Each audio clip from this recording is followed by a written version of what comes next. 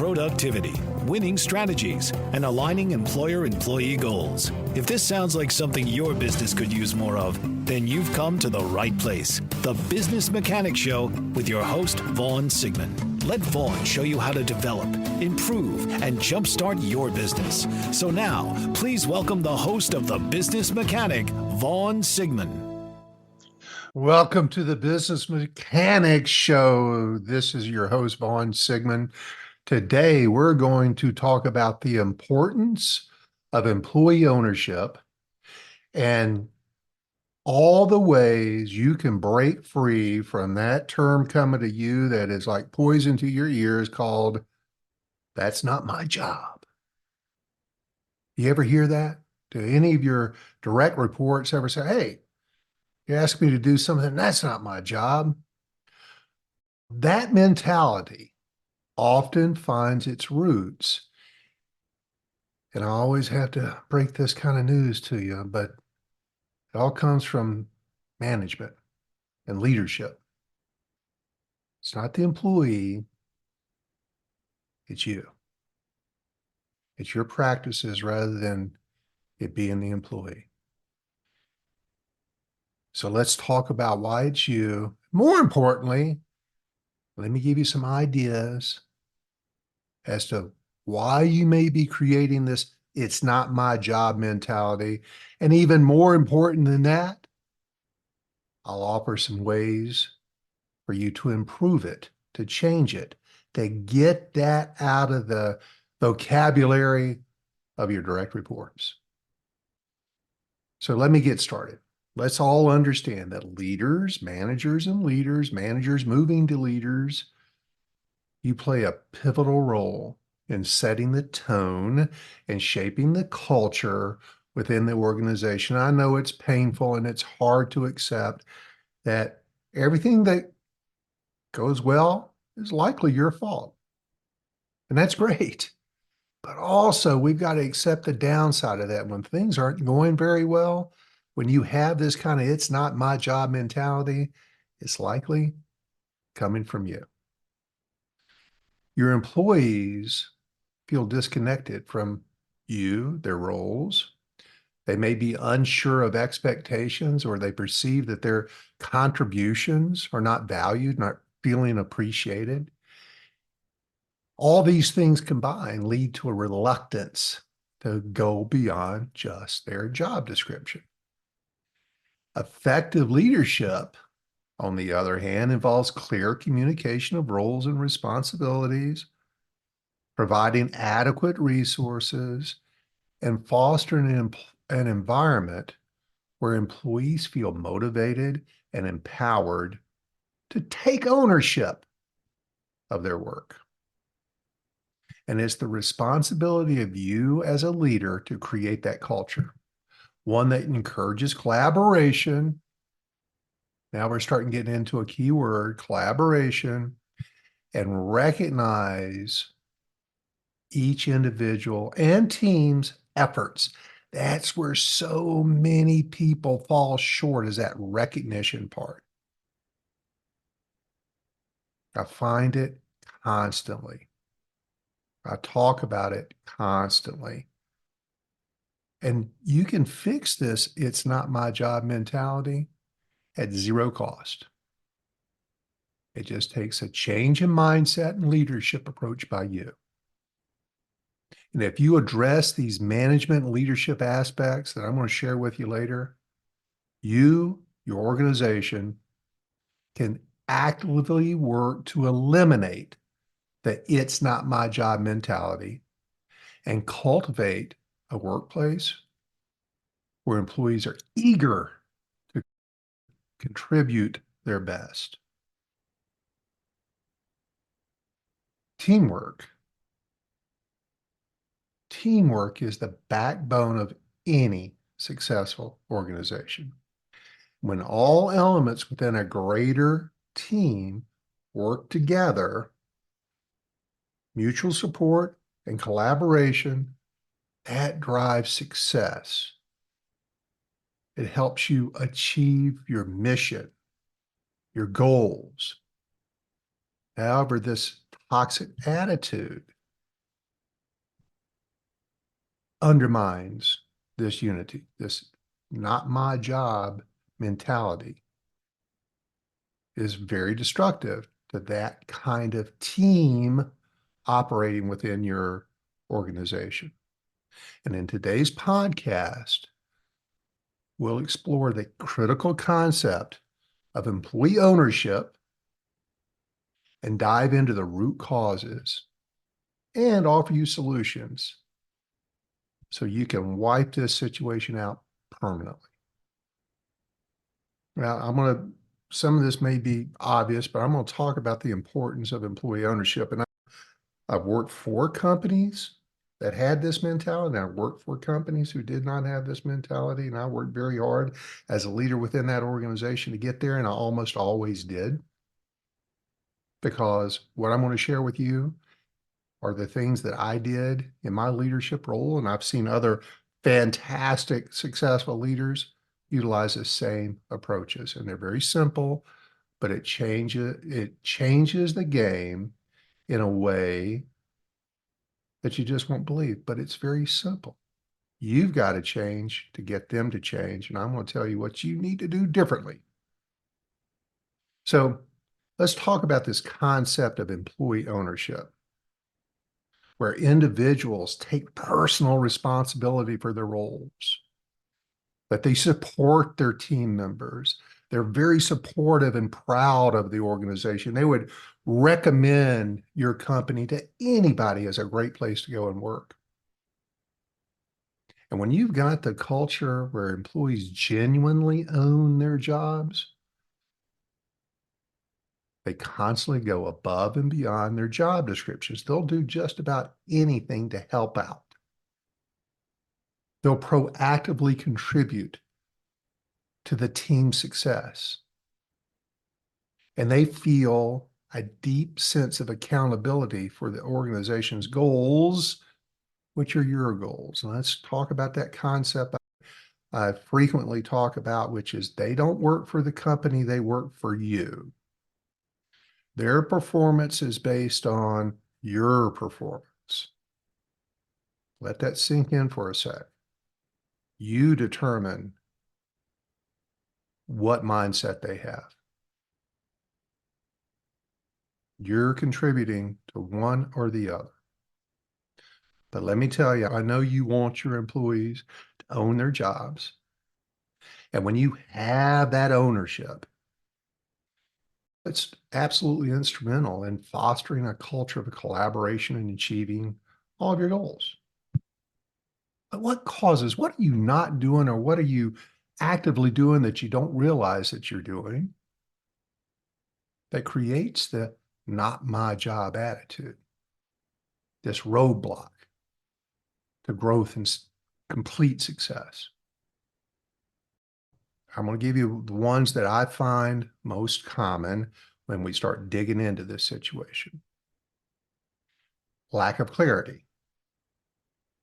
Employees often report to me as I start digging in. One of the things I often do when I'm working with a client is I'll start by talking with a lot of employees. And the fact that I'm a third party friendly guy, they don't see me as any kind of threat.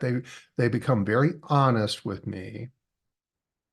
They see me often as a place to vent and to share their frustrations. And this is one of the very common frustrations I come across, is a lack of clarity.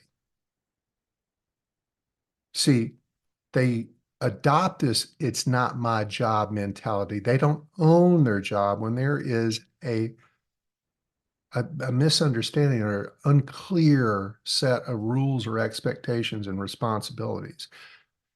Their roles, their responsibilities, the goals are not clearly defined.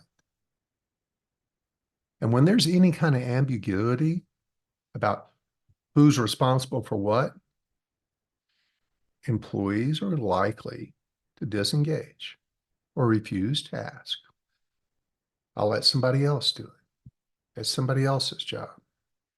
Because in this lack of clarity, constant clarity, this has got to be a mainstream day in and day out positive approach to how you're leading your team. Because with a lack of roles, responsibilities, clarity, missions, what you expect of them, when there's that ambiguity, they just refuse tasks that fall outside of their perceived scope of work. In Gallup's Q12, 12 questions to determine the level of employee engagement that they do for thousands and thousands of companies with millions and millions of employees. The very first question that, and they'll tell you the single most important question, they start with it because it's the foundation of engagement, is at work, I know what's expected of me. And that sounds, duh. I tell people what to do, they go do it.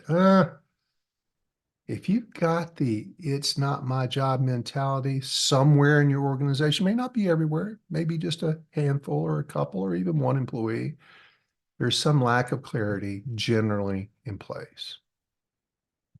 Also, second thing I find is they have a fear of overload. Some employees fear that taking on additional tasks or responsibilities will lead to unsustainable workloads. And this fear can cause them to reject requests for help, even if they have the capacity to assist.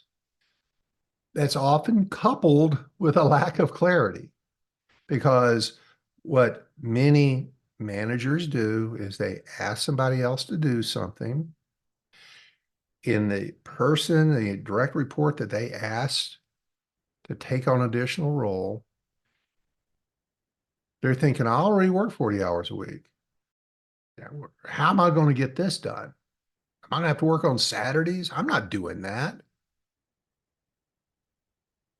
See, the lack of clarity coupled with this fear of overload is you're not clear with your expectations. I need you to do this because we're going to delay that, or don't worry about taking care of this. I need you to take care of that. That's those missing little steps in clarity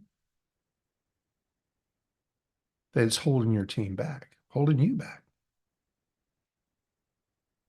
Other thing too is the incentive structure. In many organizations, the incentive structure is misaligned with teamwork and collaboration. And if you've got any kind of bonus reward system where employees are primarily rewarded for individual achievements or very narrowly defined job tasks, they may be less inclined to help their colleagues. Maybe a lack of trust. I find this very often. A lack of trust among team members absolutely breed the "that's not my job" mentality. See, when employees don't trust each other, their colleagues, their peers, or you, reciprocate, help, or even acknowledge their contributions, if they don't see that you notice and appreciate any additional work they do, why do it? They don't trust that you appreciate it because you're not showing this appreciation.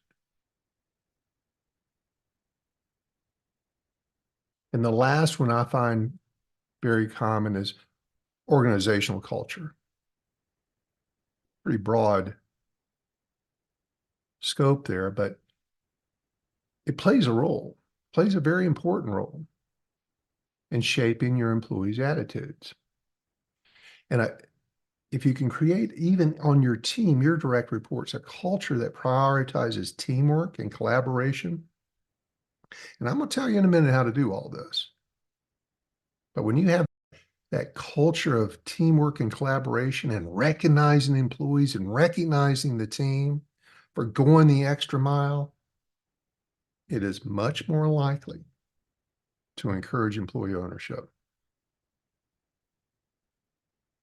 So let's talk a little bit more about understanding what the problem is, what's causing. And I want to go back to that unsupportive organization culture for a second amongst their peers. If you got a problem employee on your team and you're not dealing with them, if you got somebody that does far less than anybody else on the team and you're living with it, you're not dealing with it, you're not changing it, you're not writing them up, you're not developing them, you're not setting expectations and having them achieve those expectations, or flat out getting rid of them.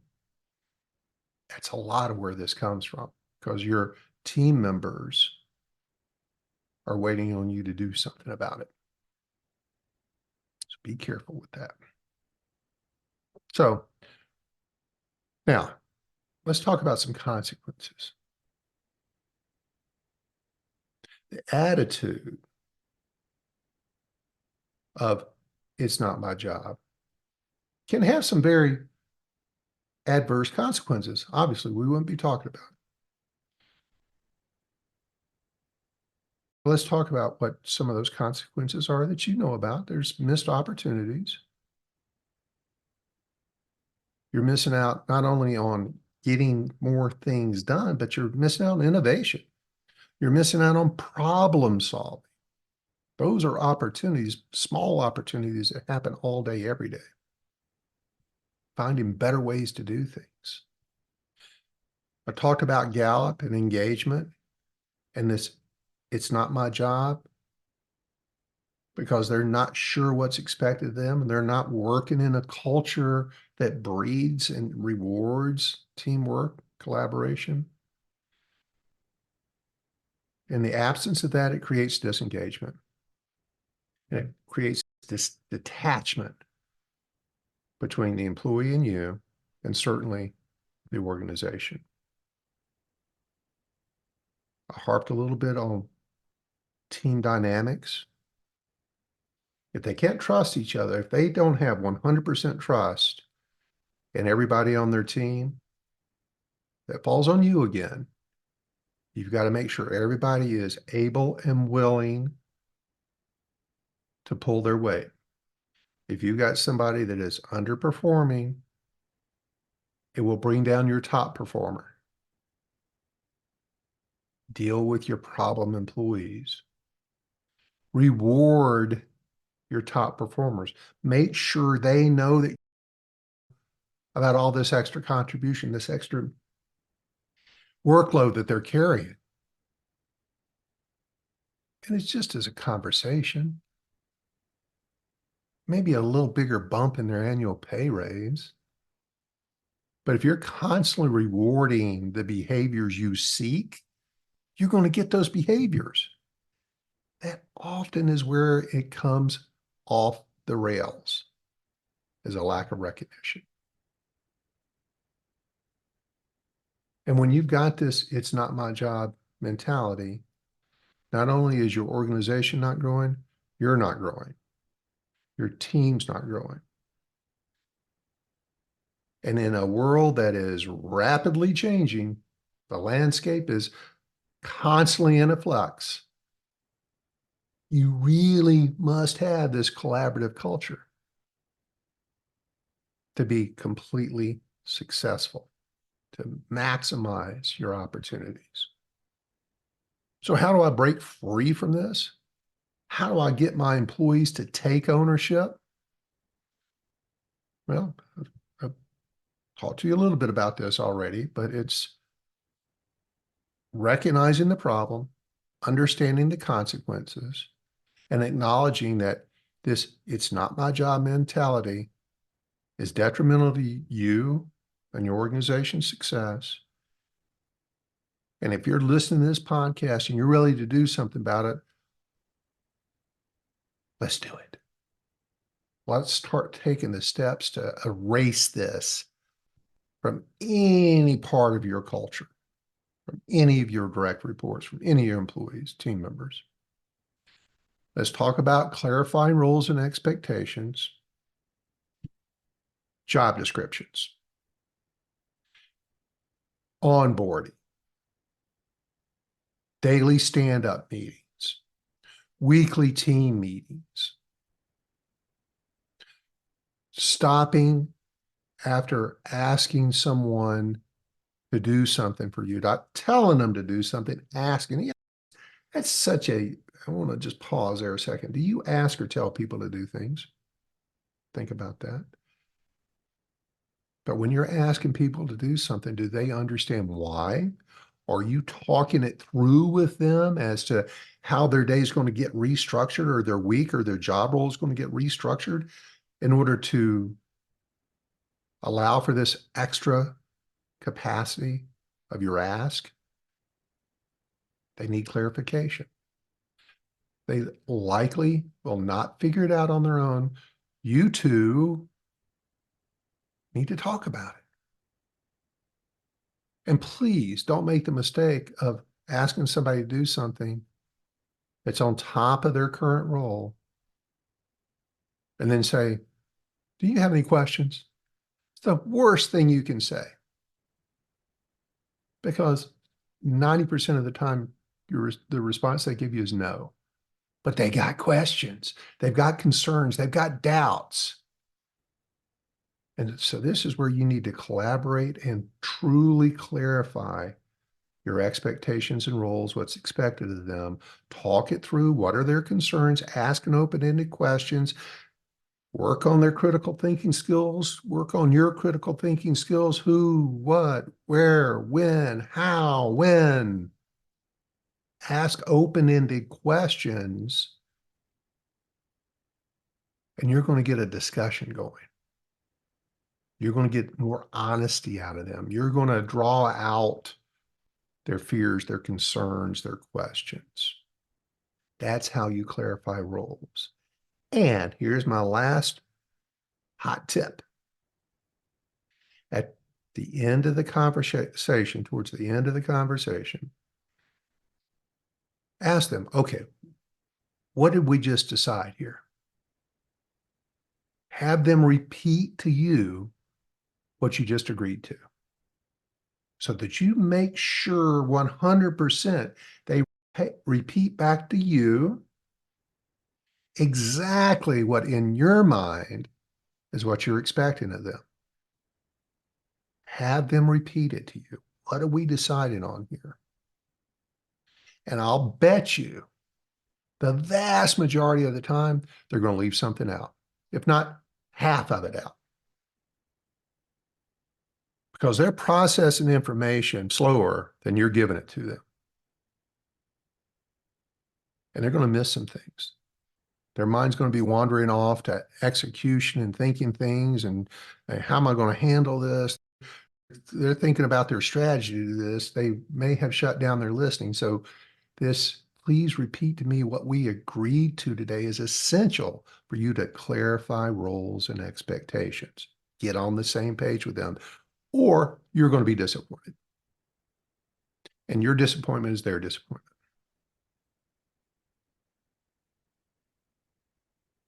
I'll move on. Let's talk about incentives. And when I say incentives, it's not always necessarily compensation.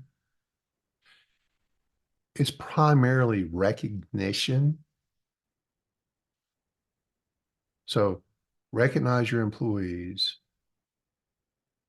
in compensation programs, and we can talk about that if you want to.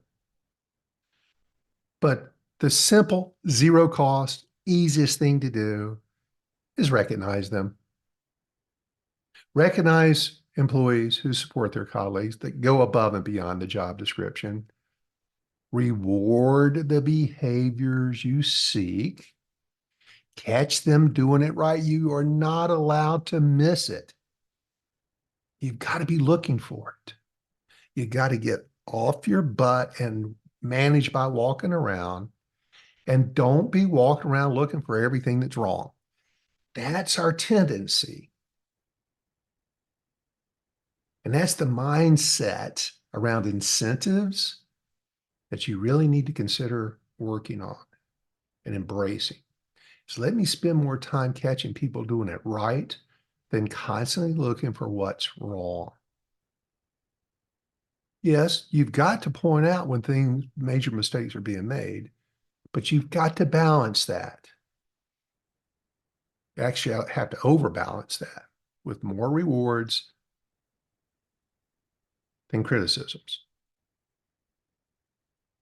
Think about that. That is often the reason why your teams don't feel like it's their job. And then when you do that, you're fostering trust. Again, they work for you, not for the company. Their success is your success. You're only as good as they are. And if you want a collaborative, trusting team, invest in trust building initiatives. Open up your communication. Create some team building activities. Get to know them, understand their goals. What do they want out of life? Build solid professional, personal relationships. Get to know them a little bit. Let them get to know you a little bit. But most importantly, treat them fairly. Explain things clearly. Reward them when they're doing things right. Don't be a nag. Don't be a micromanager. A lot of you aren't. But a lot of you can all work on catching them doing it right. Because if you want to, it's not my job mentality, it's going to be up to you. You've got to lead by example. Your leadership sets the tone. And you need to pitch in.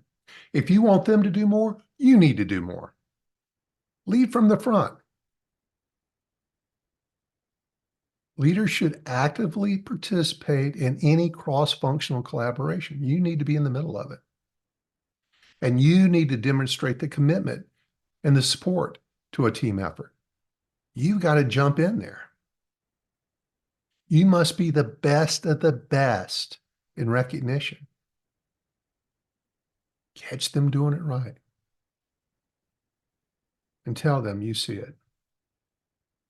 I've got lots of examples where leaders set the tone. But I got to tell you that the best leaders, and you've seen this in your own experiences, but when my team members are starting to get a little backed up, the leaders jump in and help them out. When they want to create a team mentality, they're in the middle working as hard as the team members to get things done. That doesn't become your full-time job, certainly not. But you do it long enough for them to see you doing it and setting the example. And they know it's not your job, and they so appreciate it. That's where some of this trust and respect comes from. Jump in there, help them out. You need to display the same behavior you expect out of them. So how do I create an ownership culture? It's a systematic approach I'm going to share with you right now. First thing, first tool, training and education. Provide your team regular training, regular communication, regular collaboration. Make your meetings open. Ask people's opinions, get their input, get their experiences, recognize them together. Make sure they have the tools and materials they need to do their job right. When you say you're going to do something, do it. But training and education is key to this. Now, what do I train them on? They know how to do their jobs. Let's talk about some team building workshops. You can go on YouTube. You can buy a book on Amazon. You can listen to another podcast on what these workshops look like, but create a session once a month, once a quarter,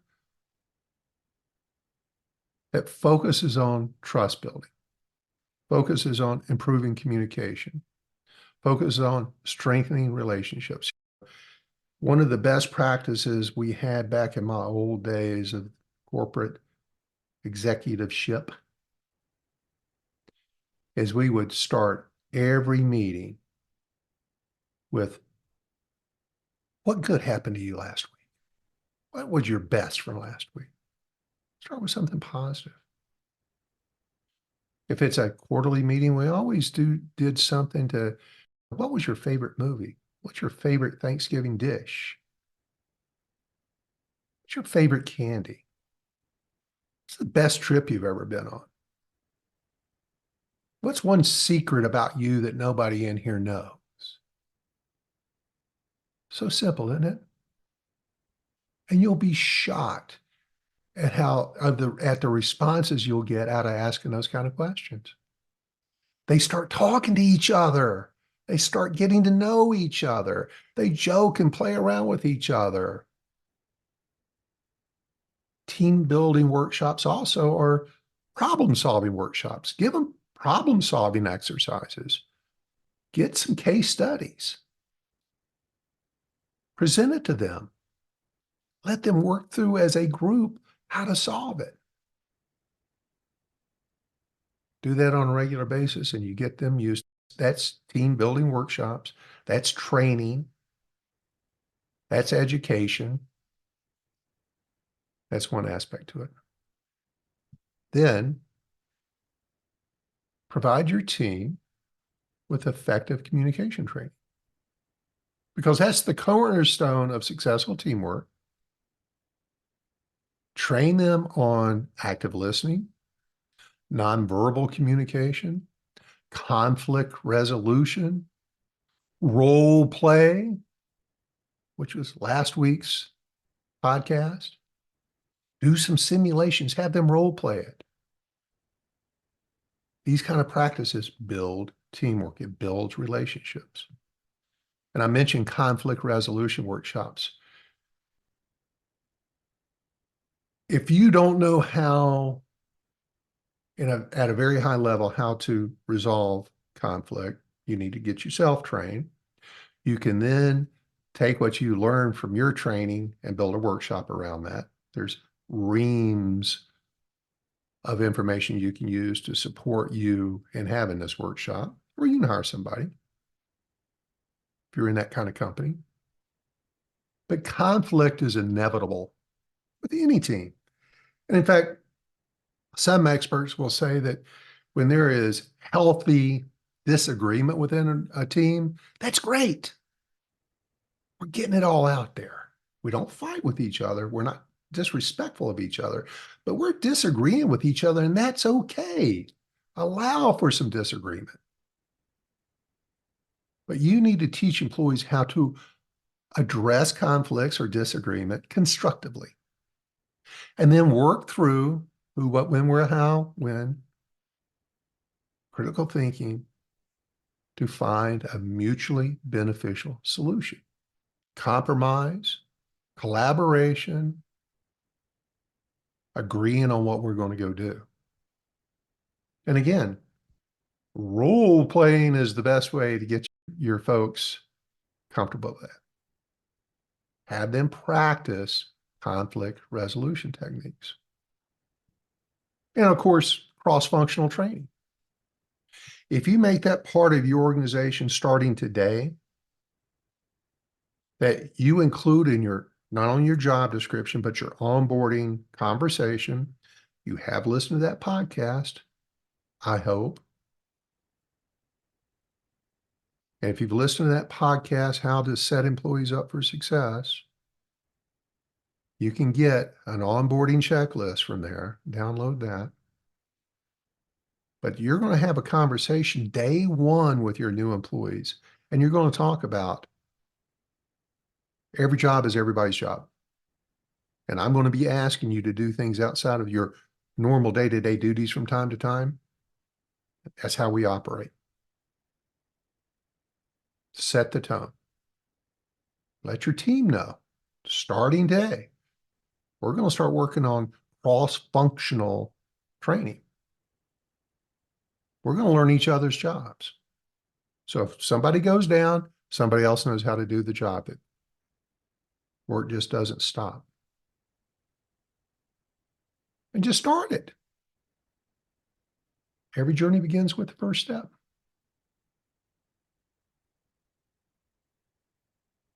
How about goal setting meetings? When you're setting goals, that's generally arbitrarily set, either given to you or you give it to them.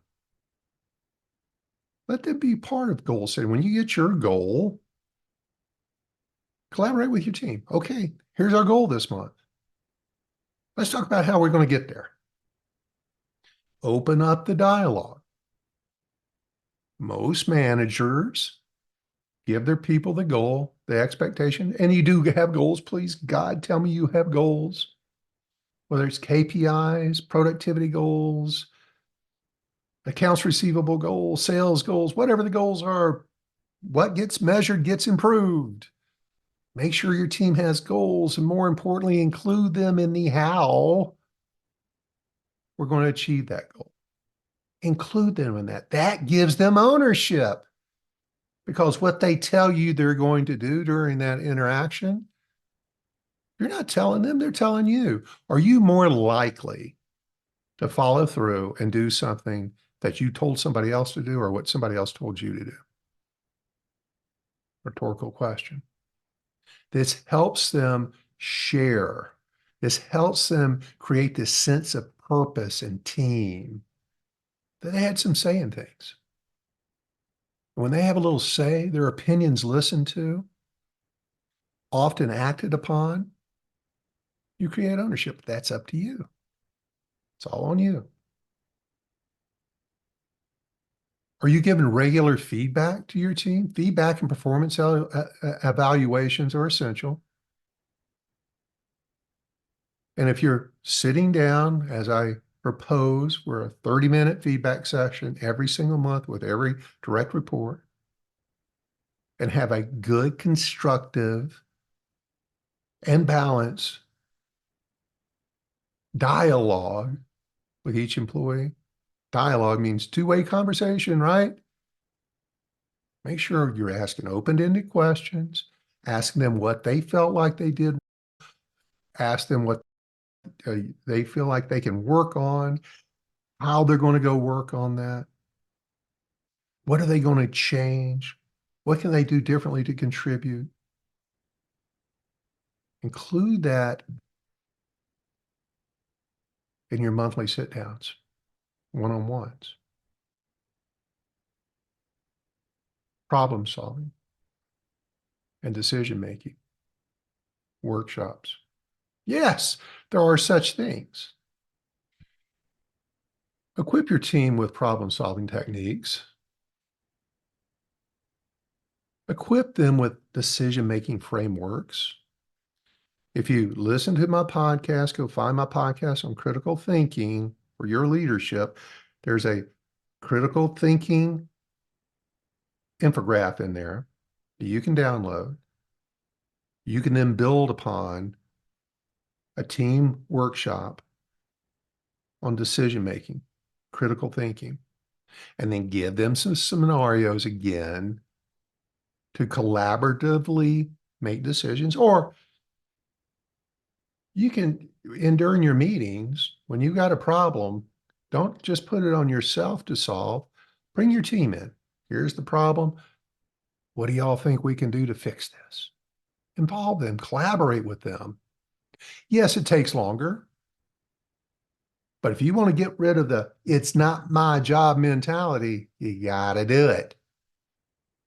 Have them be part of the solution. Don't just tell them what you feel like they need to do, because if you do that as a constant diet, you're telling them what to do all the time. They have no input along the way. They're less likely to own their job. Include them in the decision making. And then as you think about these training sessions, I talk very broadly about them. You'll have to Be creative of how you tailor these sessions to your specific needs, your goals, your team. It could be workshops, it could be TED Talks, it could be online courses, combination of all of those. It could be you leading it. You can hire somebody to come in and lead it. HR maybe can lead it. I don't know. There's a million ways, but think about it. These workshops are really important. And then continuous feedback. Establish a feedback loop where employees can express concerns, share ideas, provide input, and then act on their feedback. So as soon as I said continuous feedback, I bet many of you said, I got to give them more feedback. No, have them give you feedback. That's how you create ownership. Allow for a culture where they're giving you, their boss, continuous feedback. Now, a lot of you are going to dismiss that out of the box because it's just going to turn into a bitch session. Would you not rather they be bitching to you than to each other? Shouldn't you know what they're complaining about? And if there's something you can do about it, do something about it. And if there's some reason why you can't do it, that you get down with them and help them understand why it is the way it is. But be concerned with their concerns. But if I don't know what their concerns are, how am I going to deal with that? You got to give your employees a platform to express concerns. Share ideas. Many of them have a better way. I can tell you, Tom Folliard, CEO of CarMax, every time we did a town hall, stood in front of a 75, 100 employees. This was very brave. And he said, okay, what are we doing that's stupid? He asked every group of employees that. What are we doing that's stupid?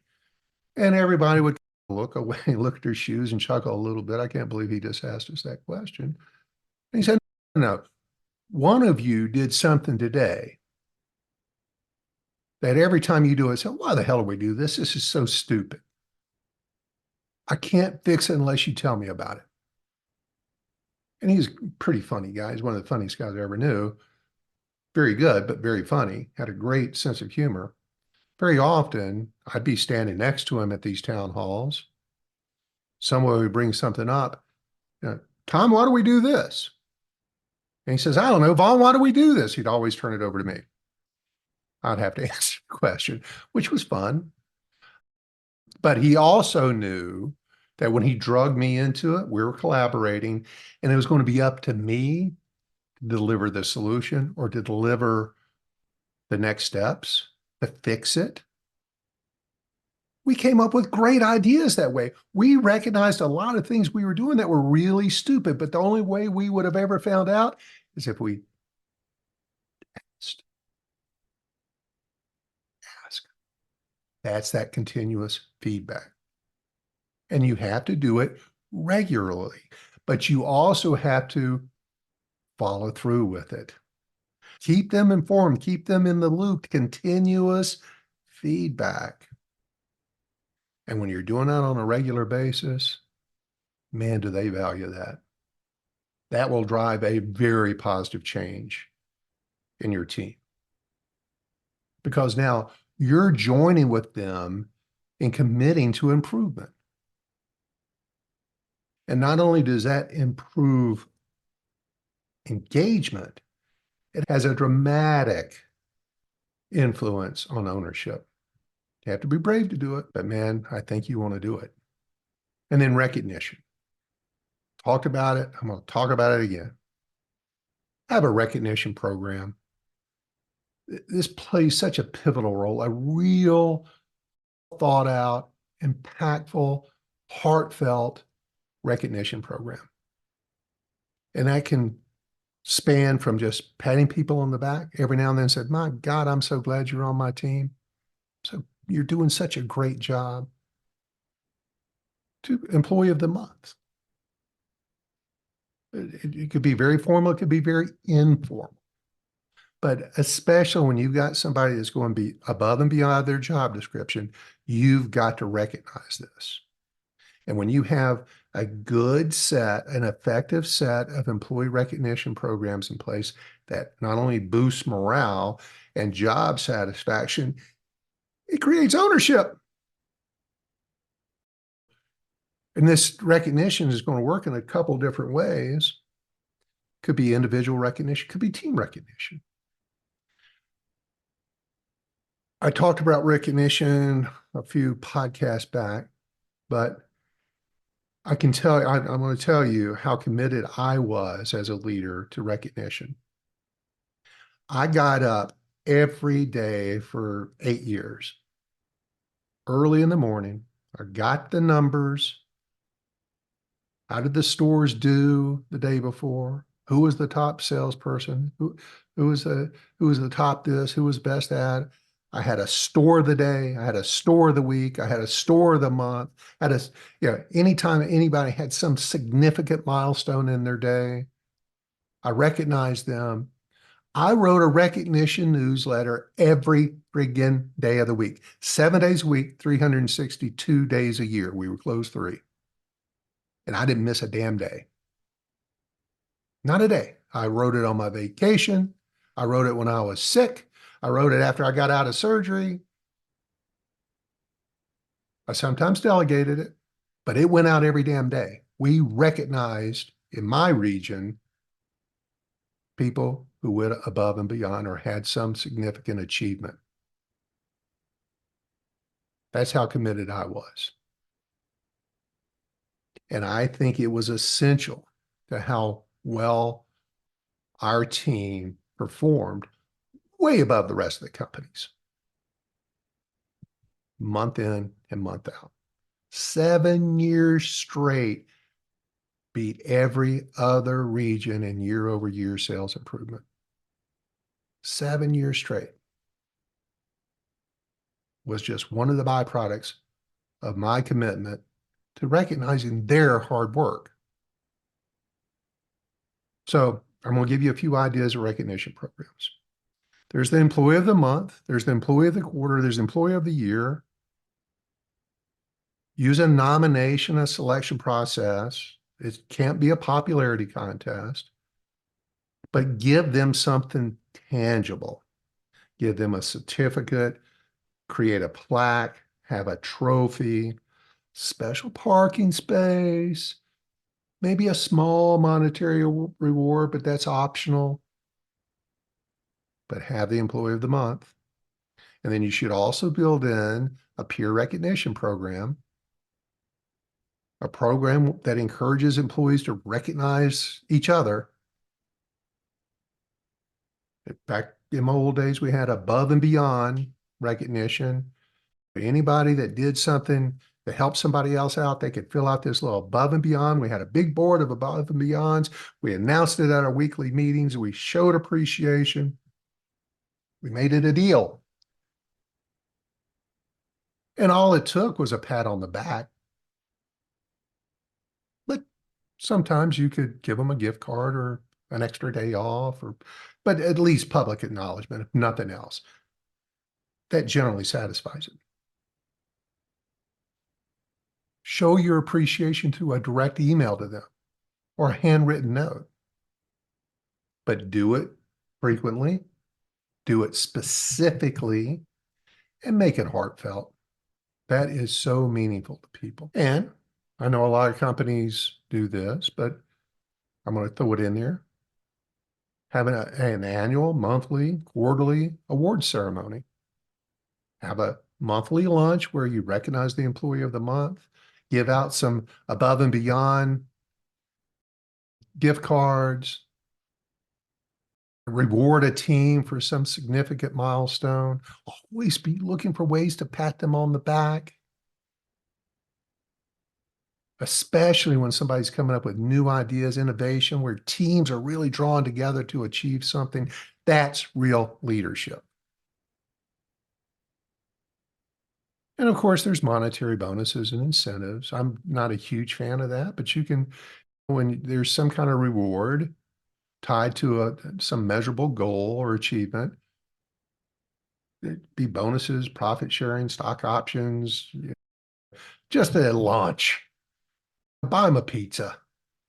It was, I forget who the survey company was, but one of the most popular forms of recognition for employees was pizza. Something simple. In today's world, think about creating some flexible work arrangements. Now, that's sacrilegious to some people, but in today's culture, recognizing the importance of a work-life balance is a super valuable motivator. And when you got high performing employees, and you allow them to have more flexibility in their schedules, or maybe even additional paid time off, really valuable. And then baked into a lot of this is making sure that you have something to recognize teams, recognizing your entire teams, whether they completing projects, beating some KPIs, doing some outings, charitable outings, fun building outings. And the last I'll talk about is what I call just surprise and delight moments. Be spontaneous with your recognition. Surprise employees with impromptu rewards, like office treats or donuts or lunch or shout outs. It's really good to start every meeting with recognition. Hey, everybody, thanks for coming today. Let's start by, I want to recognize Jerry for this. I want to recognize Sonia. Great job doing that. When you're spontaneously recognizing people, it's building that bond. It's building that respect. It's building that ownership. If you're not doing that, if you're too business, you're too direct, you're too just get it done, that's a big driver that it's not my job. So let's wrap it up. Fostering a culture of ownership, teamwork, recognition within your team, your organization, it's not only essential, but it's very achievable. And I hope with some of the strategies, which I know work that I've used personally, you put those in place, you'll have far less, if not zeroing out this that's not my job mentality. You'll create ownership. You'll create pride, commitment, but it comes from you. It comes from you. Think about all the things I shared with you today and measure your progress. Set a goal for yourself. Start kicking off some of these best practices and see if things don't start getting better real soon. I'm betting it will. And most of this is no cost, low cost, and of little effort other than a change of how you operate. Well, that's a wrap on another episode of the Business Mechanic Show. If today's content resonates with you, then you're going to love what we have to offer. For those of you who are ready to take your business or personal career to the next level, we have an array of training and coaching services tailored just for you. From performance coaching designed to enhance your potential, to executive coaching that guides leaders to steer their ships towards greater success. Are you in sales management or looking to fortify your leadership acumen? Dive into our sales management training and coaching. Not only will it sharpen your strategies, but it will also provide you an ROI that's undeniable. Remember, the best investment you can make is in yourself and your team. For those seeking flexible learning options, we're excited to share our online and in-person management leadership classes. These aren't just your typical courses. They are meticulously crafted, ensuring that they align with your unique needs and aspirations. And the best part, prices start at just $47 per month, making top-tier coaching and training accessible for everyone. Your growth, both personally and professionally, can have a ripple effect, the one I call the transformational triangle of change. The skills you learn, the perspectives you gain, and the efficiencies you create can translate into increased revenues, more cohesive teams, and an enriched company culture. So why wait? The potential ROI on this investment isn't just in dollars, it's in the progressive future you're carving out for yourself and your organization. Thanks once again for tuning in. And remember, every business needs a tune-up every now and then. Let the Business Mechanic Show be your guide. Check out our website, rdltraining.com, to discover more details on our programs and coaches. We have a link in the show notes to guide you there. Until next time, we're out of here.